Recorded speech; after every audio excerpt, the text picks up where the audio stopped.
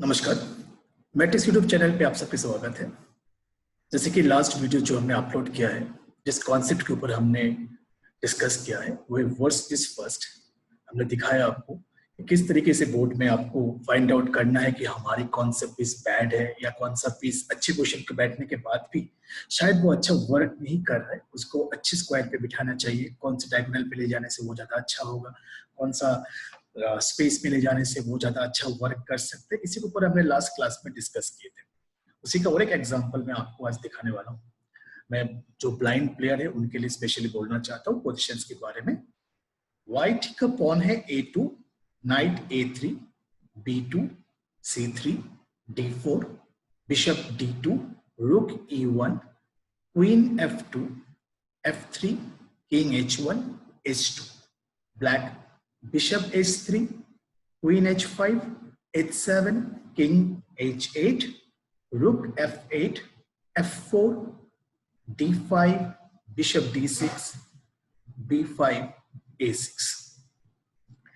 एक बहुत ही अच्छा, बहुत ही सुंदर पोजीशन है जहां पे आप देख सकते हैं कि ब्लैक एक पॉन डाउन है। इस पोजीशन पे ब्लैक एक पॉन डाउन है, बट ब्लैक के जो पीसेस है वो बहुत ही एक्टिव है, बहुत ही डिसेंट पोजीशन पे है। एंड जो पोजीशन ऑफ किंग अगर हम देखते हैं तो यहाँ पे जो व्हाइट किंग एक कॉर्नर पे अभी बंद है, गुड चांसेस है। और ब्लैक के पास दोनों बिशप है, गुड चांसेस है चेकमेट करने का। प्रॉब्लम आ सकता है व्हाइट किंग, बट ब्लैक के किंग अभी सेफ है क्योंकि ब्लैक के किंग जो डायगोनल पे बैठा हुआ, जिस स्क्वायर पे बैठा हुआ, उसी डायगोनल का बिशप ऑपोनेंट के पास है, लेकिन वो बिशप बेसिकली अभी प्ले में नहीं है। अगर हम पीसेस के बारे में देखते हैं तो ब्लैक के बिशप दोनों अच्छे हैं, क्वीन, रुक, और व्हाइट के जो नाइट है, जो व्हाइट के नाइट है बेसिकली जो A3 में है, वो नाइट अभी प्ले में नहीं है। तो जब तक वो नाइट प्ले में नहीं है तब तक हमें कोई प्रॉब्लम नहीं है।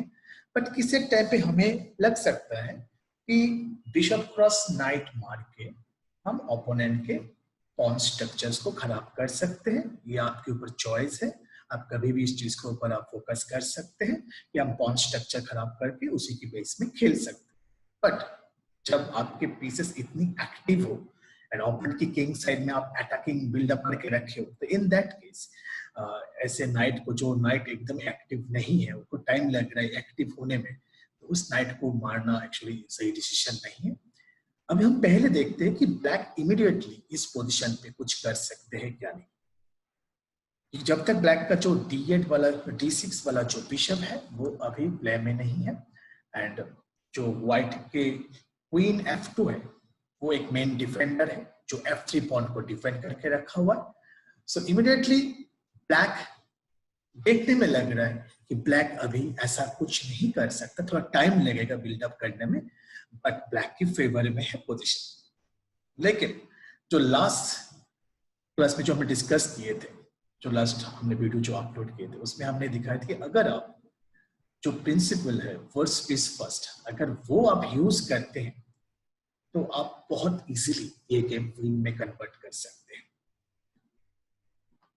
अब हम देखना चाहते हैं कि हमारे इन चारों पीस में से कौन सा पीस है जो अच्छा वर्क नहीं कर रहा है।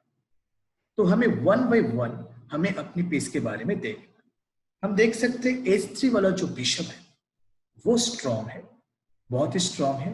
वो इंपॉर्टेंट स्क्वायर G2 को कंट्रोल करके रखा हुआ है, बिशप F1 स्क्वायर को कंट्रोल करके रखा हुआ है।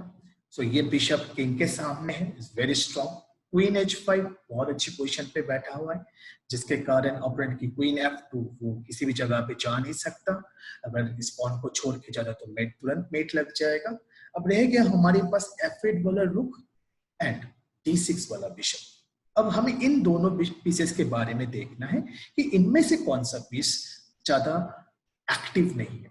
तो हम बोल सकते हैं कि यहाँ पे जो ओपोनेंट है, जो मेरा जो F8 वाला जो रुक है वो अच्छा वर्क नहीं कर रहा है। हम देख सकते हैं कि ये अच्छा वर्क नहीं कर रहा है due to this F5 F4 की पॉन के कारण। बट जो D6 में जो बिशप है वो अभी वर्क कर रहा है, वो F4 को भी डिफेंड कर रहा है। समहाउ बिशप इनटू नाइट भी मार सकते हैं। तो हमें यहाँ पे क्लियरली पता चल रहा है कि हमारा जो F8 वाला जो रुक है वो वर्क नहीं कर रहा है, तो उसको पहले हमें प्ले में लाना है।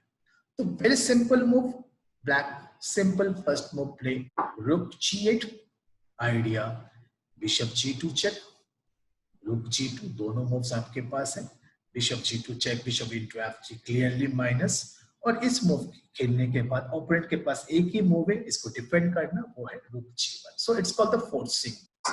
हमने रुक G8 खेले, ओपोनेंट को रुक G1 खेलना ही पड़ेगा। Then black take rook into and white take king in, क्योंकि क्वीन इनटू रुक हम मार सकते, क्योंकि वो मारने से सिंपल F3 का डिफेंडर हट जाएगा, and queen into F3 and you win check and mate.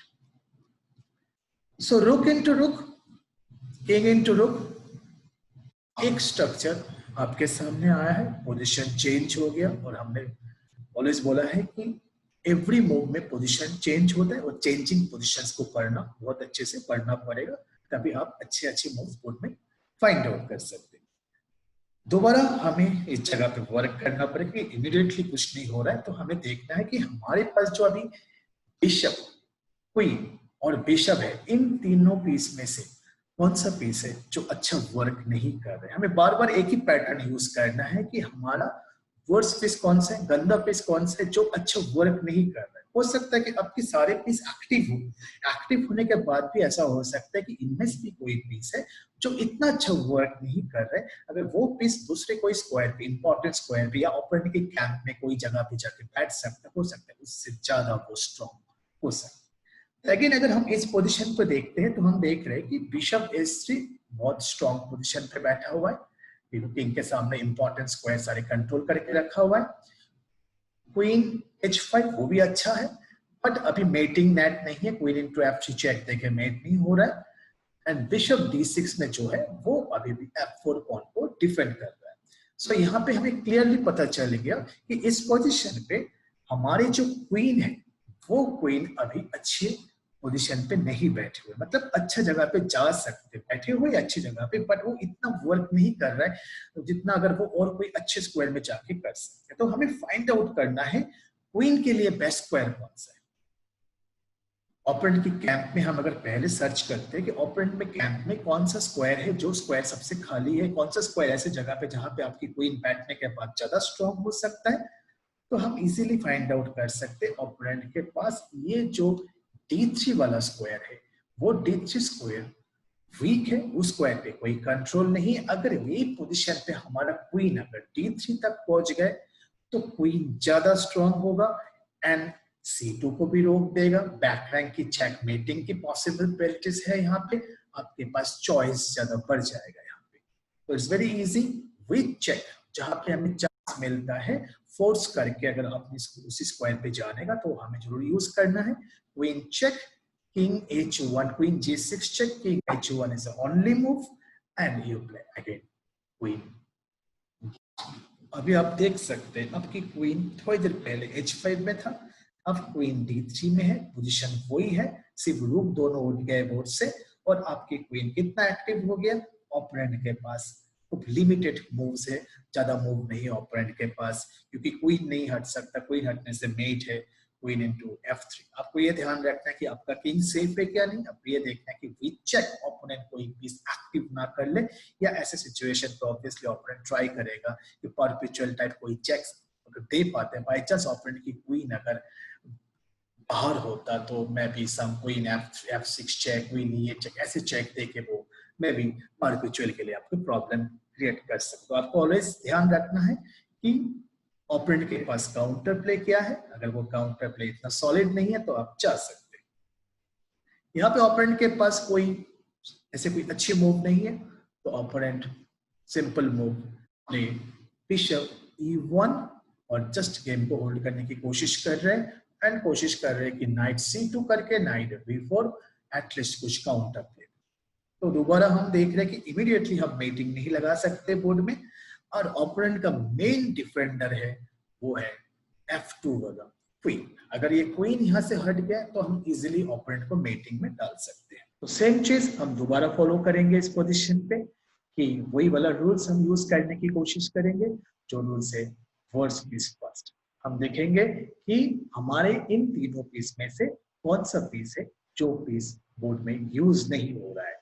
अभी सिचुएशन में हमें क्लियर पता चल रहा है कि जो हमारे D6 वाला जो बिशप है वो वर्क नहीं कर रहा है, तो उसको अगर हम प्ले में ला सकते हैं तो तुरंत हम गेम पे विनिंग में कन्वर्ट कर सकते हैं। जैसे कि ओपोनेंट का मेन डिफेंडर है अभी F2, अगर हम देखते हैं तो ओपोनेंट का मेन डिफेंडर है अभी F2 क्वीन, वही एक पीस है जो डिफेंड करके रखा है, किंग को डिफेंड करके रखा है। तो हमारा रूल्स होता है, जो रूल्स हम फॉलो करते हैं वो रूल्स होते हैं रिमूविंग द डिफेंडर। हम कोशिश करेंगे उस डिफेंडर जो है उसको हटाने के लिए। तो black simple played bishop E7, the idea is clear, we want to play bishop H4 next move, और हम क्वीन को थ्रेड्स देंगे, क्वीन इनटू बिशप नहीं मार सकते बिकॉज़ क्वीन F3 चेक। तो ओपोनेंट के पास कोई भी मूव नहीं है। अब देख सकते हैं इस पोजीशन पे कोई ऐसी भी अच्छी मूव नहीं है, तो ओपोनेंट लास्ट ट्राई कर रहा है नाइट C2 आइडिया, अभी नाइट B4, एंड वो आइडियाज इतना वर्क नहीं होगा क्योंकि क्वीन और बिशप स्टक है इस पोजीशन पे।